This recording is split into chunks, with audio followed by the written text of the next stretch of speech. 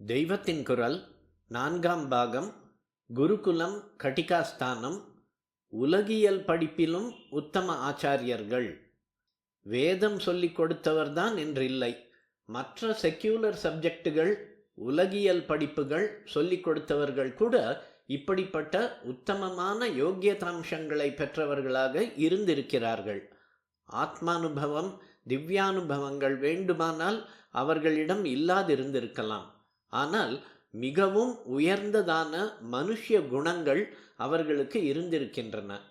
பொதுவாக இப்படி இருந்ததால்தான் அவர்களிலேயே கோபிஷ்டராக, பக்ஷபாதம் உள்ளவராக சில ஆச்சாரியர்கள் வந்தபோதும் கூட இவர்களிடமும் சரணாகதி பண்ணிவிட்டு பக்தி விஸ்வாசத்தோடு இவர்களுக்கு சேவகம் செய்யும் சிஷ்யர்கள் சேர்ந்திருக்கிறார்கள்.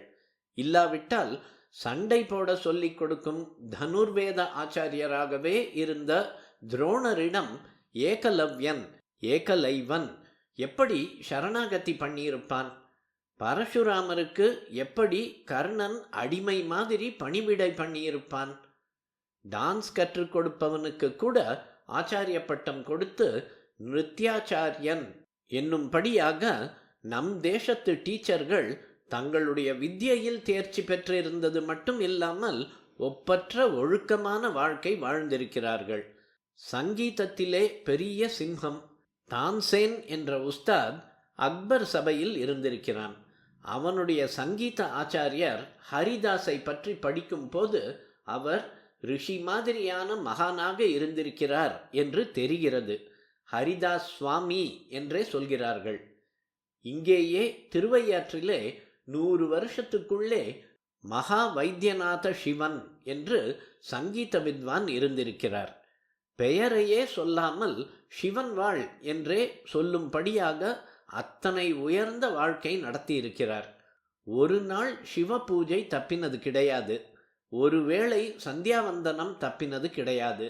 வெளியூர்களில் கச்சேரிக்கு போகிற போது பூஜை பெட்டி வந்து சேராவிட்டால் அன்றைக்கு பட்டினிதான்.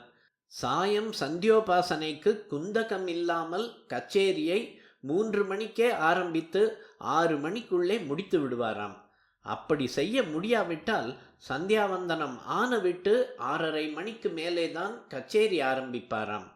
நிர்பந்தமாக எங்கேயாவது 4 மணிக்கு 5 மணிக்கு ஆரம்பிக்க நேர்ந்தாலும் சரியாக சந்தியா காலத்திலே கச்சேரியை நிறுத்திவிட்டு போய் சந்தியாவந்தனம் பண்ணிவிட்டு திரும்பி வந்துதான் கச்சேரியை விட்ட இடத்தில் ஆரம்பிப்பது என்று வைத்து கொண்டிருந்தாராம்.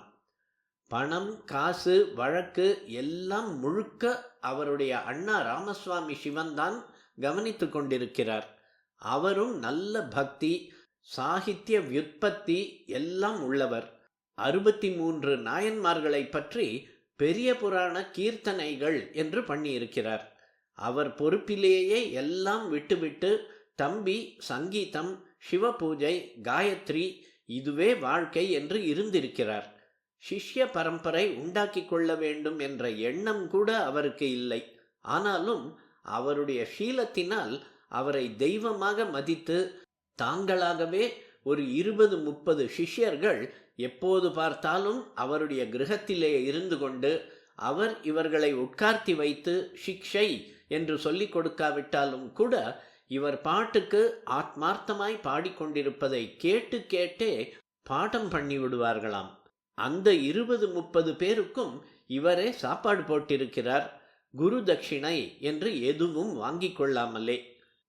ஆடல் பாடல் கற்றுக் கொடுத்தவர்கள், கத்தியை சுழற்றி யுத்தம் போட சொல்லிக் கொடுத்தவர்கள் ஆகியவர்கள் கூட ஆச்சாரியன் என்ற மரியாதை குகந்த பெயரை பெறும் யோக்கியத்தை சம்பாதித்து கொண்டிருந்தார்கள் என்றால் வேத சாஸ்திரம் சொல்லிக் கொடுக்கிறவர்கள் இவனே ஈஸ்வரன் என்று சிஷ்யர்கள் சரணாகதி பண்ணக்கூடியவர்களாகத்தான் இருந்திருப்பார்கள் என்பதில் சந்தேகம் என்ன?